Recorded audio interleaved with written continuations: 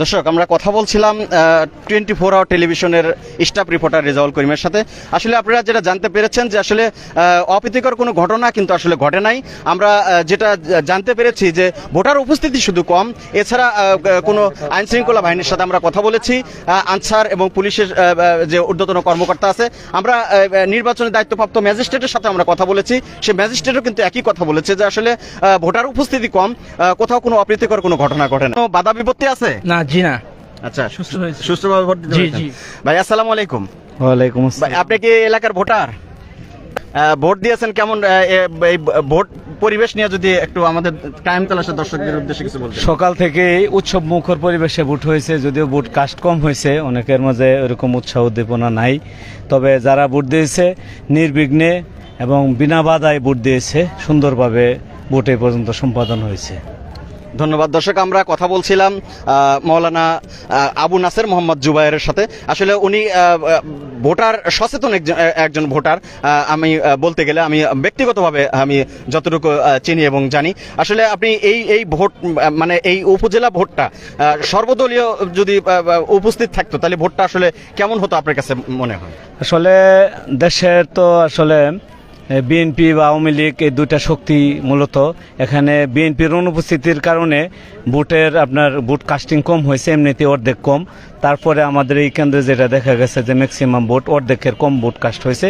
তবে যতটুকু কাস্ট হয়েছে ততটুকু সুন্দরভাবে সুষ্ঠুভাবে নির্বিঘ্নে মানুষ ভোট দিতে পেরেছে। সকাল থেকে এই তুর্তুকেতে আমরা ভোটাররা যারা ভোট দিয়েছে তারা সন্তুষ্ট।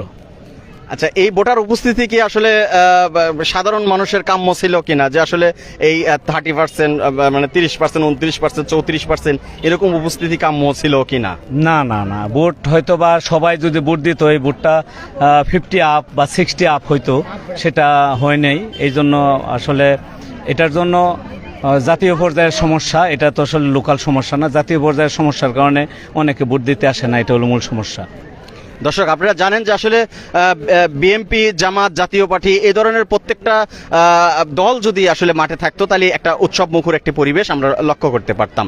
সেইখান থেকে এরকম কোনো আমরা জানি যে কোনো দলীয়ভাবে তারা বিএনপি, জামাত এবং অন্যান্য দল তারা দলীয়ভাবে কিন্তু নির্বাচনকে বর্জন করেছে।